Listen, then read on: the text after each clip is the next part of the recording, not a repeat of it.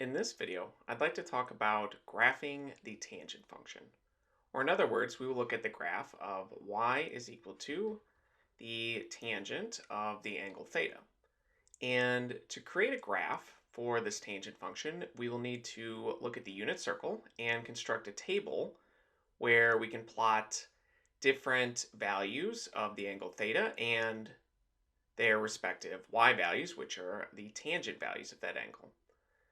Now, with the tangent function, it's important to remember that tangent is really just the sine of the angle divided by the cosine of the angle. And with the tangent function, we will run into values of the angle theta that are not defined, since anytime the cosine of theta is equal to 0, this will be undefined. Or I should say the tangent function will be undefined since, like I mentioned, we will just be dividing by 0 when the cosine of theta is equal to 0. So let's make a little bit of room and we can paste in a picture of the unit circle and we will need to construct a table. And remember with the unit circle that if we have a line from the origin to a point on the circle, this has coordinate x, comma y, where this is our angle theta, then the x value is the cosine of the angle theta, and the y value is the sine of the angle theta, where we measure theta positively going in the counterclockwise direction. And we also need to construct a table here. And again, with this table, we will be looking at different values of the angle theta and their respective y values, which would be the tangent of that angle. And for tangent, we need to look at the different key values to start. And specifically, we will need to look at the values at which the cosine of the angle are equal to 0. So let's consider a 0 radian or 0 degree angle, a pi over 2 radian angle, which we know is 90 degrees. We can also look at a pi radian angle, a 3 pi over 2 angle. We can look at 2 pi, and we can also look at all the negatives.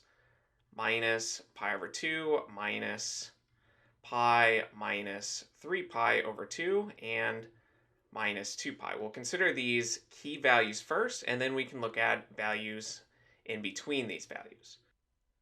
So let's start with a 0 radian or 0 degree angle. And on the unit circle, that would be right here. And we just need to keep in mind that the tangent of theta is the ratio of the sine of the angle to the cosine of the angle, or it's the y value divided by the x value on this unit circle. And at this point, at the 0 degree or 0 radian angle, the y value is 0 and the x value is 1, meaning that the tangent of 0 is simply 0. Now, when we go to an angle of pi over 2, notice here that the y value is 1, but the x value is 0, meaning that we are now dividing by 0, and we can't do that. So this right here would be undefined. In fact, on the graph, we would actually have a vertical asymptote. And for this graph, we will use a scale of pi over 2, meaning this is pi, this is 3 pi over 2, and so on. And over here, we have minus pi over 2, minus pi, and so on. And for the y values, we can say this is a value of 1, 2. This could be -1 and -2. And when the values are undefined, we will have these vertical asymptotes here. And when we plug in pi, that is this value over here, a 180-degree angle, the y value is 0, and the x value is -1, meaning that the tangent of the angle is 0. At 3 pi over 2, now we're down here, the y value is -1, and again, the x value is 0, meaning that this is also undefined, and we will have another asymptote, which we can draw in as this vertical dashed line. And for a value of 2 pi, we're all the way back over here. which will be the same value we got when the angle was 0, meaning that the tangent of 2 pi is also 0.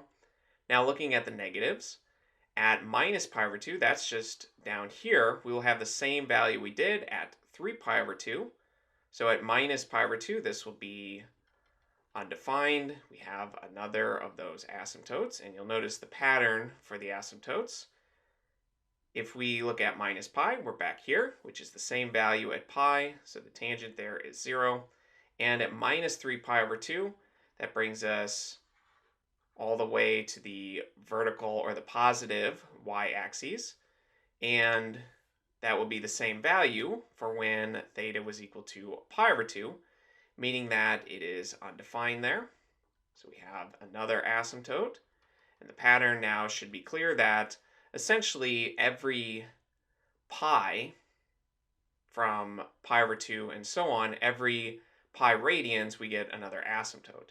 And of course, starting at pi over 2, we can also subtract pi multiple times to get all the asymptote values. And at negative 2 pi, that just brings us all the way back to an angle equal to 0, and the tangent there we know is just 0. So we can plot these points where it's 0, and of course we have these asymptotes. It is 0 right in between all of the asymptotes. If we kept going, we would see it's 0 there, and of course at minus pi we know it's 0. So this pattern will repeat, and at this point we just need to figure out what happens in between these intervals.